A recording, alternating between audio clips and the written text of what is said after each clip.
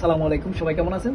Saudi আরবে একটি গাড়ির নেম প্লেটের দাম ৭০ লক্ষ সৌদি রিয়াল, দ্বিতীয়টির দাম হচ্ছে ৩০ লক্ষ সৌদি রিয়াল, সর্বশেষ যেটি সেটি হচ্ছে ১ লক্ষ সৌদি রিয়াল।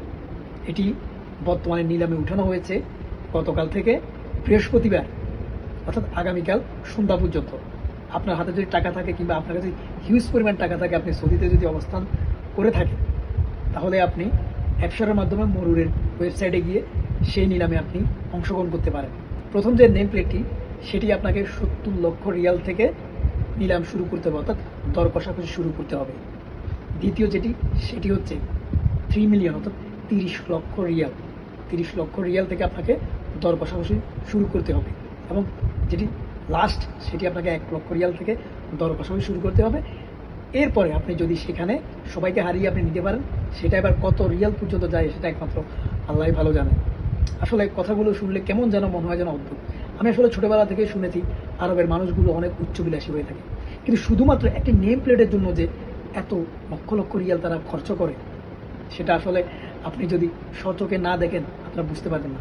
অনেক সময় আমরা যখন ড্রাইভ করে থাকি, রাস্তার মধ্যে আমরা দেখি অনেক গাড়ির মধ্যে একটি নেম প্লেট থাকে, নেম প্লেটে শুধুমাত্র একটা সংখ্যা থাকে, হয়তো ১ থাকে কিংবা 7 থাকে, 2 কিংবা অথবা ধরেন যে কোনো একটা ক্ষুদ্র সংখ্যা থাকে। তো অনেক সময় আমরা মনে করতাম যে এটি অথবা সে নিজে বানিয়ে নিয়েছে কিংবা অথবা অর্ডার করেছে মোড়ের কাছে, কিন্তু এটিতে এতটা এক্সপেন্সিভ এটা মূল্য।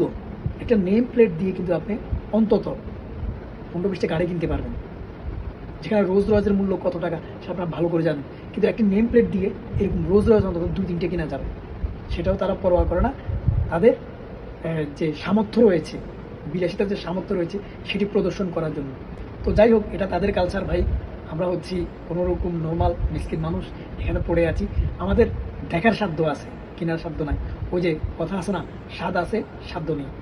তো আমি যেহেতু মাঝে মধ্যে বিভিন্ন বিষয় নিয়ে কথা বলে থাকি, তো ভাবলাম আপনাদের সাথে এই বিষয়টি শেয়ার করি। আমি এর আগেও কিন্তু এই বিষয়টি নিয়ে আরেকটি ভিডিও করেছিলাম, যারা দেখেছেন তারা অবশ্যই বুঝতে পেরেছেন। তো সবাই ভালো থাকবেন, আর ভিডিওটি বেশি বেশি করে শেয়ার করে দেবেন, যাতে আরবে যারা শেখ রয়েছে ওদের বিলাসিতা কতটুকু উচ্চ পর্যায়ে যায় সেটা যেন দেখতে পারে তারা। আজকের মতো এখানে রাখতে হচ্ছে, অন্য কোনো দিন অন্য কোনো বিষয় নিয়ে আবার আপনাদের সামনে হাজির হয়ে যাবো। ততক্ষণ পর্যন্ত আল্লাহ হাফেজ।